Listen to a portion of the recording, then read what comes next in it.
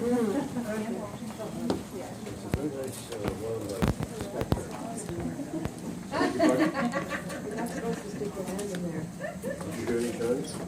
for you. I'm just going to close this door.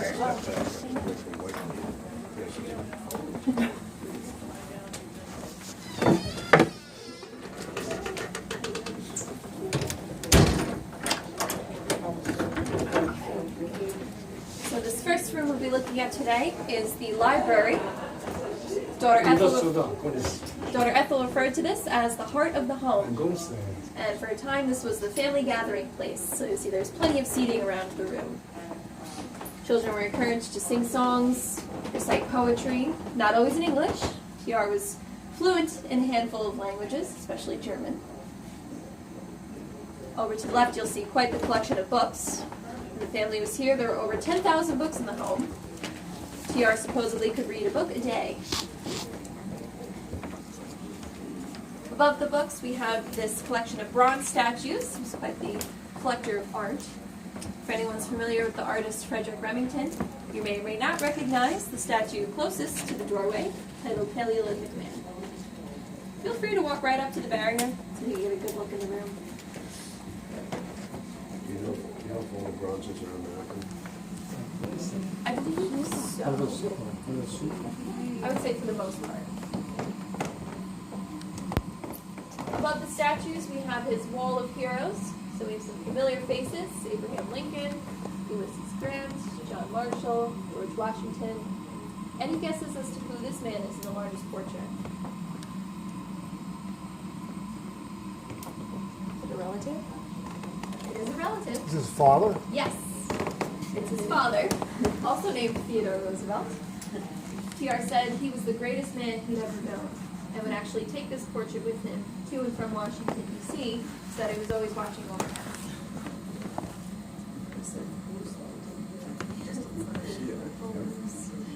TR is the first president as president that's able to work outside of Washington, D.C. So over to the right-hand side, you'll see his desk, and he's able to do this because of the telephone. The phone over here at the time was Oyster Bay 67. He places his desk near that large window so that he can see any guests of honor coming up to the home. The way that we all took today, there's a smaller road there. That's the way the servants would take. If you saw a private driveway off to your right-hand side, that was the way the guests of honor would come up to the home. So sometimes, to the servants' dismay, TR would see his guest coming, rush to the door, and give him a warm welcome.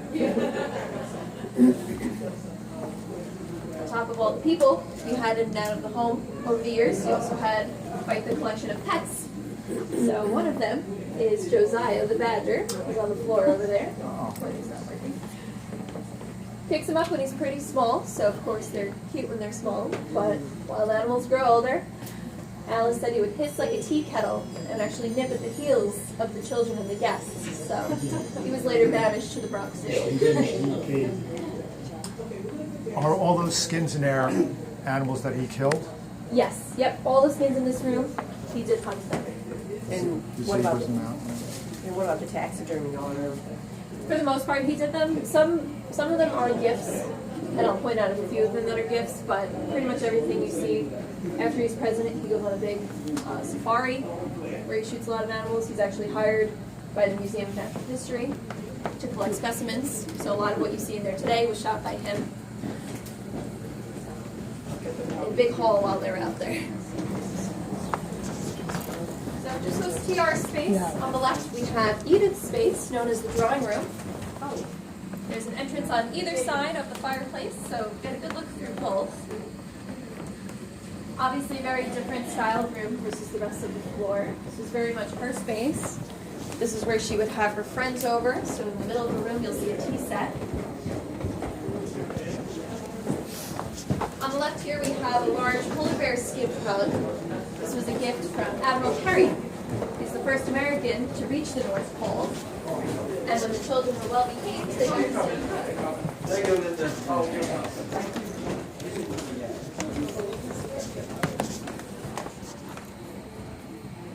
Yes, during our renovation.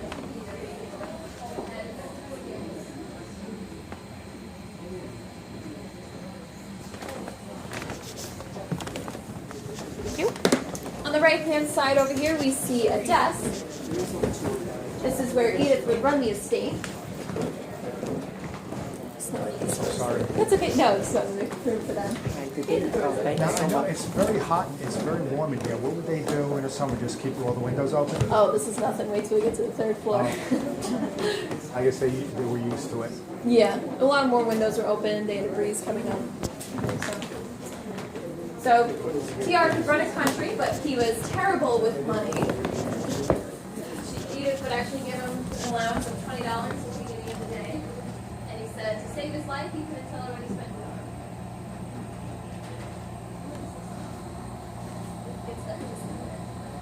on. Originally, each set of doorways had 2 sets of curtains on them.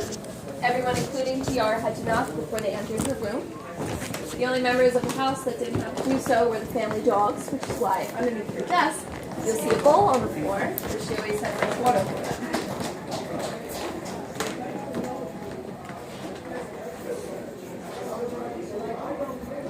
So somebody was asking about these before. These are tusks from an elephant that he shot on his African safari. There was originally a gong here, later replaced by the chimes. And we'll get more into that once we start talking about dinner time.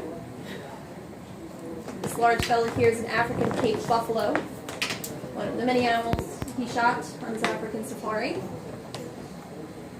Staff calls him Fred. Frank? Fred. Oh, Fred. Next to Fred, we have these lovely ginger jars. This is where the family would keep tennis balls. It's a very sporty, outdoorsy family. Never know when you could squeeze in a quick game. So they'd leave the tennis balls on the mantle, and the children would leave their rackets in the fireplace. So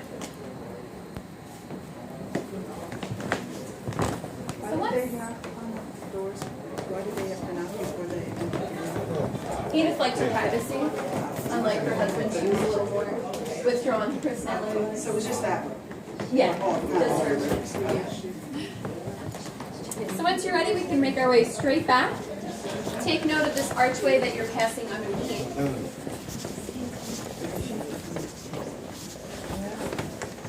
Oh, just over there.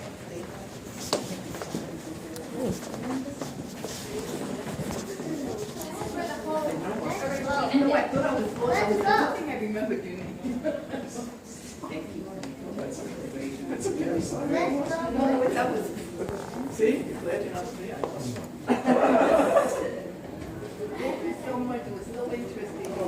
So right here is where the home originally ended in 1905.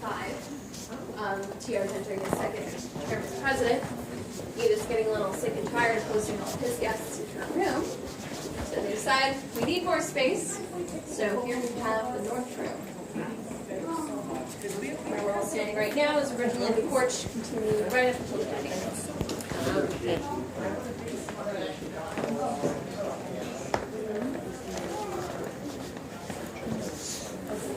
So in this room, this becomes a new family gathering place.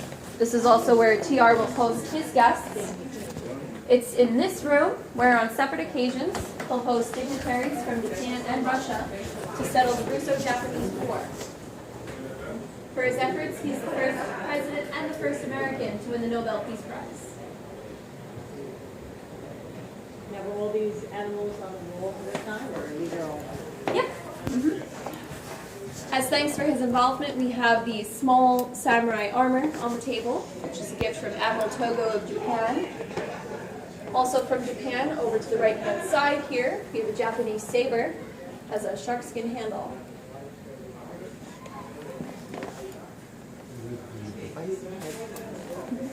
And the hat over on the left, that's his, correct? Yes, so we also know TR for his Rough Rider days. So on this elk head closest to us, we have the hat and saber that he wore and used up a pretty famous battle. Does anyone know which battle I'm referring to? San Juan Hill? San Juan Hill. Does anyone know the name of the actual hill that battle was fought on? Stanford?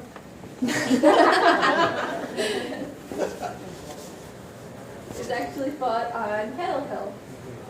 There was a reporter in the troops felt the name Kettle Hill just wasn't exotic enough for a Spanish-American battle. So San Juan Hill was actually only about a mile away, so it renames the battle. What kind of tusks are those? These tusks are from an elephant. They were a gift from the Emperor of Abyssinia, current day Ethiopia. It's actually the emperor's pet.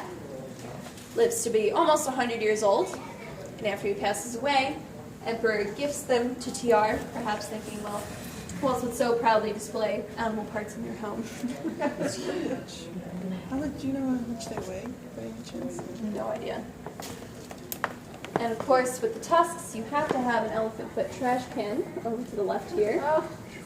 And on the desk is a rhino foot inkwell.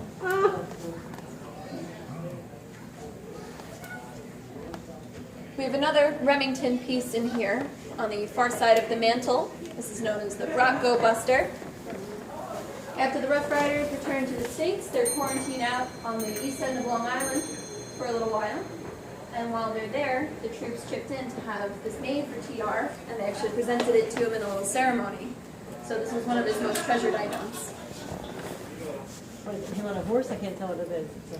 Yeah, it's a Rough Rider on a Okay. bucking horse. On this wall over here, flat against here on the right-hand side, we have a portrait of TR in his Rough Rider uniform.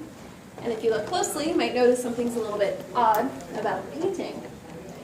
The artist, DeLanslo, starts by painting his face, and after the face is completed, TR reminds him, he says, you know, it's been a couple of years since I've been in my Rough Rider shape, so if you could take off 20 pounds. So here we have the original Photoshop.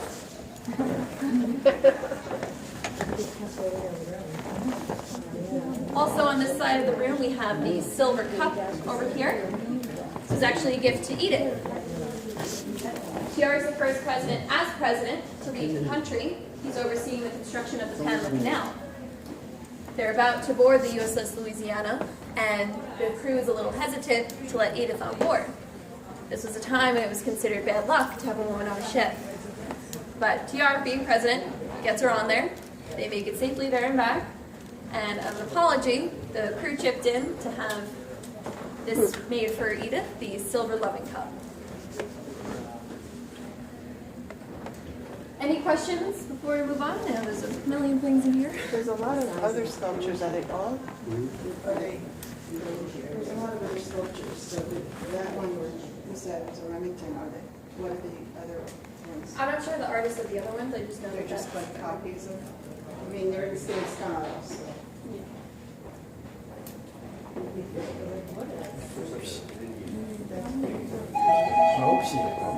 So that's the curtain wall. Yeah, so over here, this is a buffalo hide. This is not the original. We do have the original, it's just too thin that we don't have to break it down. But an individual from the Cherokee Nation recreated it for us. The way that he tanned the hide and colored it by crushing berries and roots is how the first one was made. And it's depicting Custer's like stand.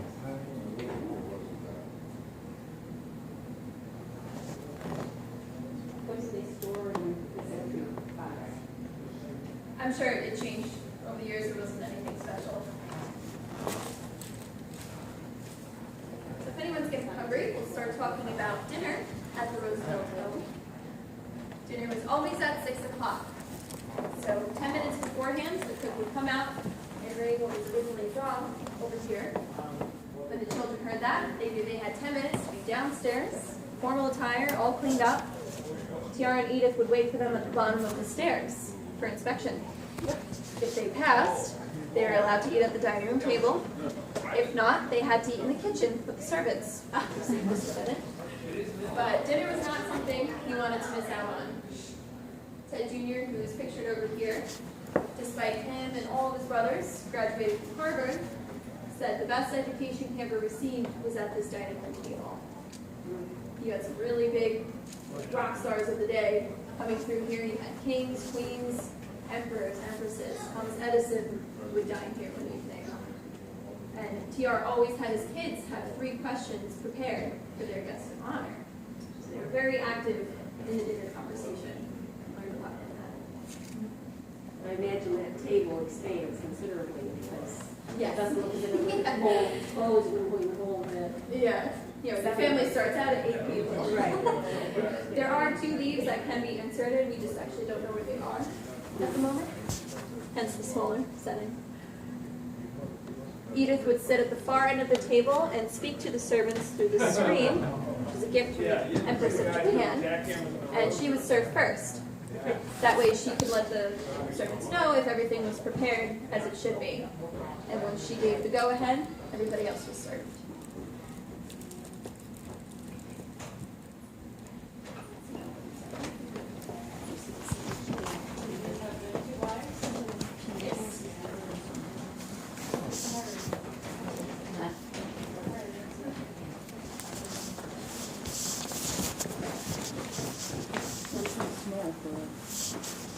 So this over here is the original entryway dining room. That is before 1905. That hallway over there wasn't there. It was just a porch. So this is the way they would enter the dining room. In front of the doorway, we have this rhinoceros sculpture. It was a gift from TR's sister Corinne. And Edith thought it was pretty ugly. She would actually place her hat on the horn of the rhino and stick telephone messages all along its back, so that by the end of the day, the thing was covered, she didn't have to look at it. Once you're ready, we can make our way straight back. Ahead of you is the kitchen. On the left-hand side is the butler's pantry.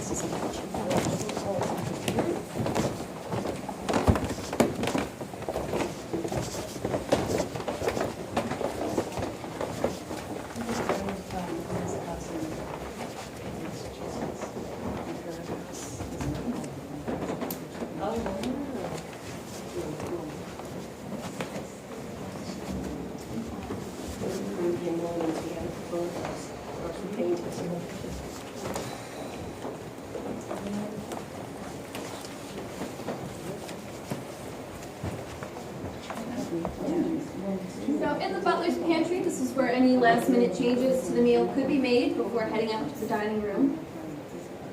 In here we have a large safe near the doorway. This is where the family would keep their silverware. One set of silverware was about equivalent to the average week's pay at the time, so that was important to keep locked up. Another thing they would store there was sugar. We had 6 kids on the ground. It's a jar. You want to make sure that people get sugar at the end of the day.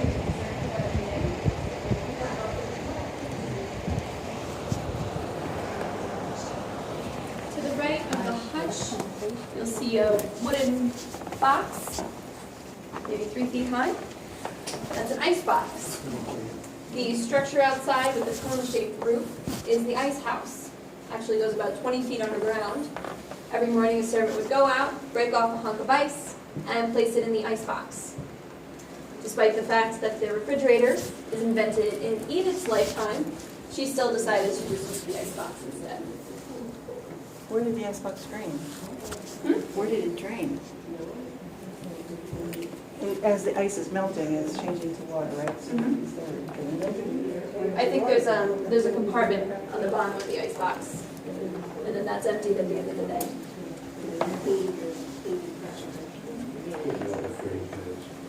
Yeah. How many people the staff would here? Inside of the home, on average, 6 to 10. You also had a lot of groundskeepers. They had a really big functioning farm. You had livestock, crops, so maybe 30 to 40 groundskeepers, and 6 to 10 maids in the home. In the kitchen, the stove that you see is not the original stove. After the first one conks out, Edith has an exact replica made and put right back where it was. So even though it's not the first one, it looks exactly the same. It was a coal and wood burning stove, so it obviously cooked the meals for the home. It also heated the water for the house. So to the left of the stove, you'll see mounted on the wall a storage tank where the water could be heated. The windmill outside would pump the water up to the attic. It had about an 800-gallon storage tank up there. And from there, the water was gravity fed throughout the home. So their showers did have decent pressure. Over to the right in the kitchen, you'll see a small table. This is where the servants would take turns eating their meals. This is also where the kids had to eat if they didn't make it to the other table. Now, keep in mind, especially in the summer, that stove's been going since 5 o'clock in the morning. By the time dinner rolls around, it's easily 100, 120 degrees in there. And with dinner sometimes being a 4-hour affair, it was very important for the kids to be on time.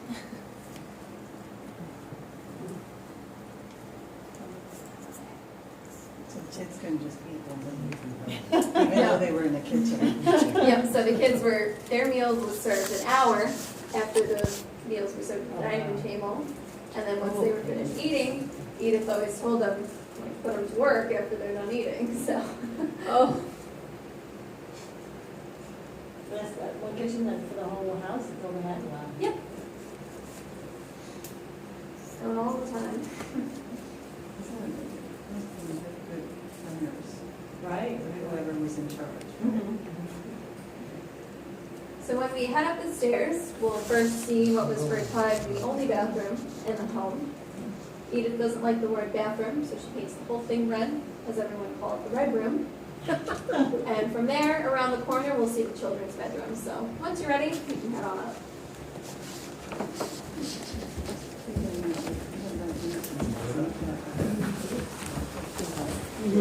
And then yes, to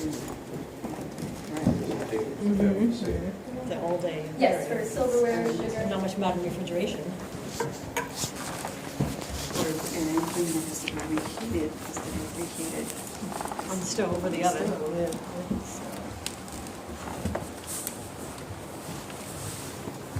I like that. Good ventilation, good windows and.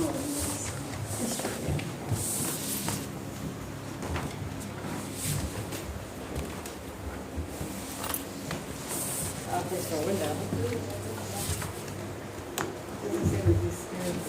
Maybe we'll go after that.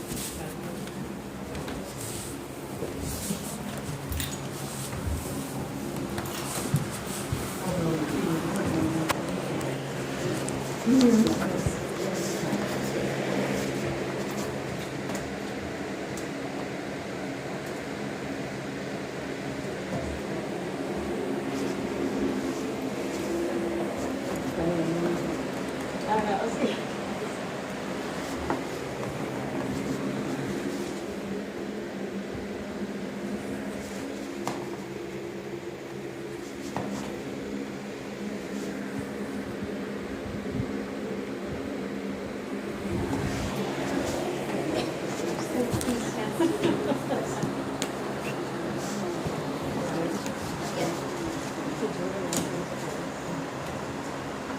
So over here on the right-hand side, we have Alice's bedroom, the eldest daughter from the first marriage.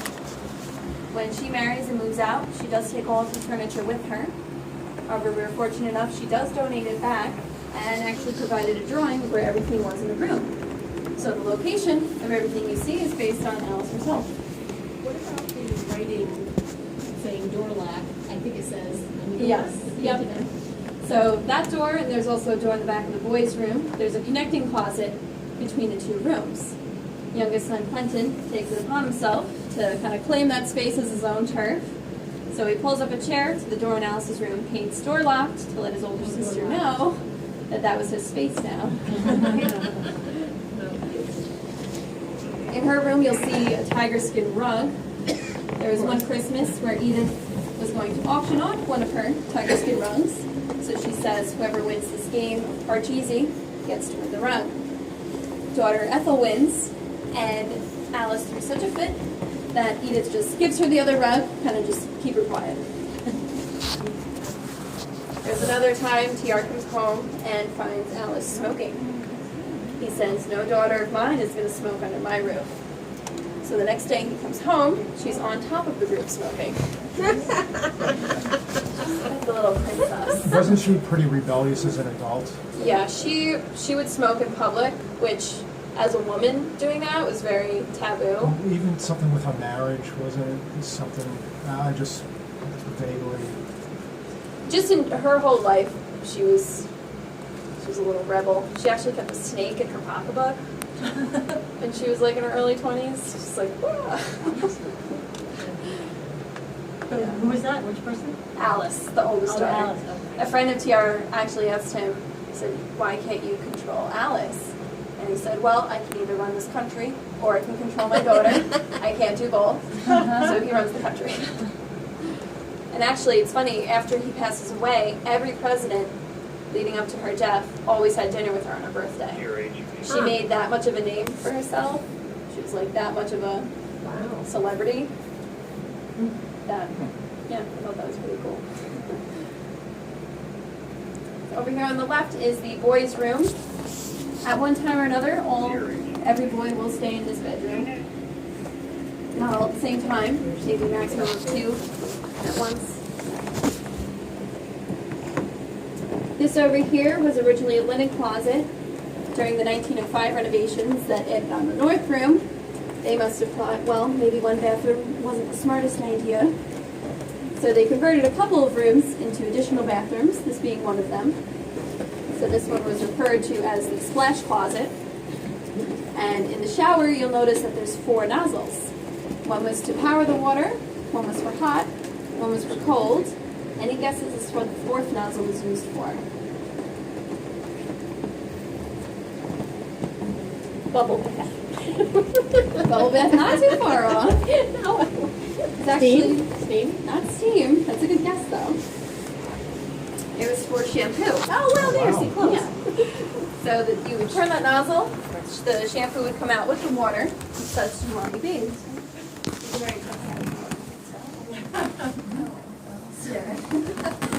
And it's funny, they're, that style of shower head that's coming back now. Going on very full stuff. All right, so now we'll head up to the 3rd floor. This is where the female servants stay. Come join us once you've had a good walk. Yes.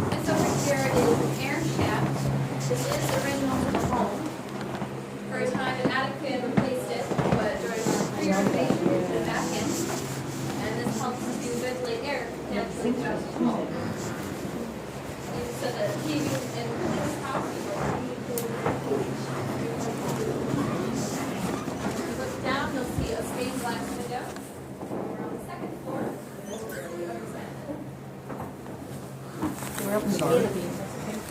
Down the hallway here, we have more servants' quarters. You'll notice in some of the rooms, sets of grocery needs. Primarily had iron cabinet units.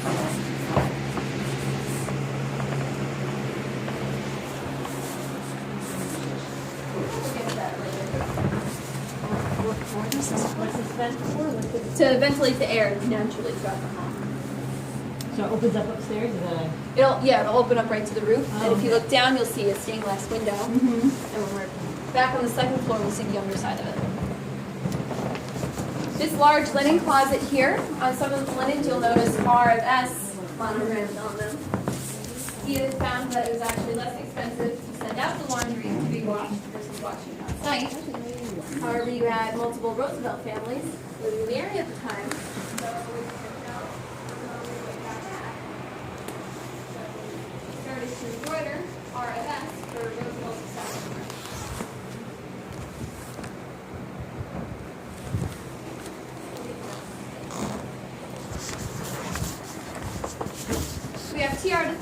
concept of the man cave. So down this hallway here, we'll see his personal study, known as the gun room.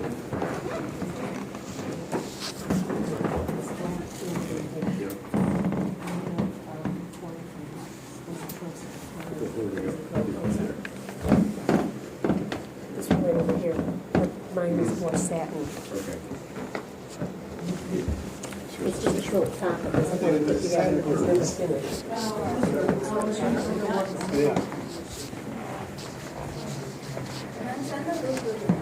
TR finds time to write over 30 books in his lifetime, much of which he'll write in this room. So off to the left, you'll see a typewriter. That's where his typist would sit. He would dictate to him to write his books. Originally, his desk was along the back windows.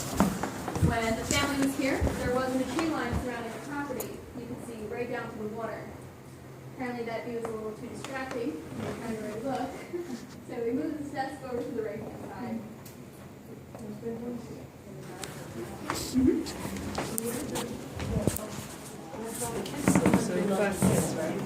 So Alice's room, and then The boys' room. Yep, and then we'll get to that. it's not on this floor. So in here, it's easy to see how these fixtures were once gasoline. The little nozzles underneath the bulb there. You would turn them, and that would release the gas into the bulb. Edith said it was a wonder this place never burned to the ground.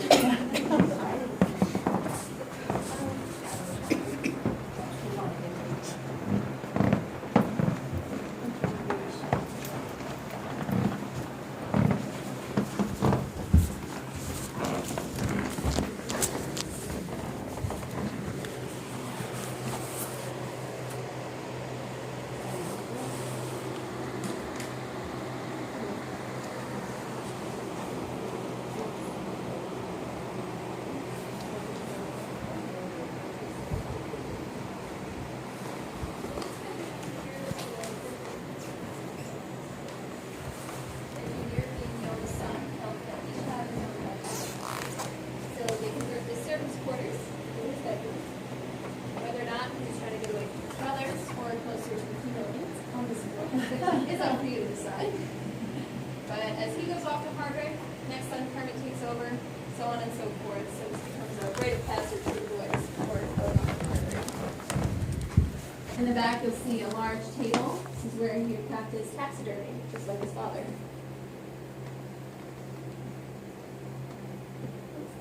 This picture back here is a gift from the Kaiser of Germany. TR is responsible for bulking up our Navy. We were fifth in the world. He brings us up to second in the world. And after it's complete, sends them out on a world tour known as the Great White Fleet, kind of to flex our American muscles and show the world that now we were a naval force to be reckoned with.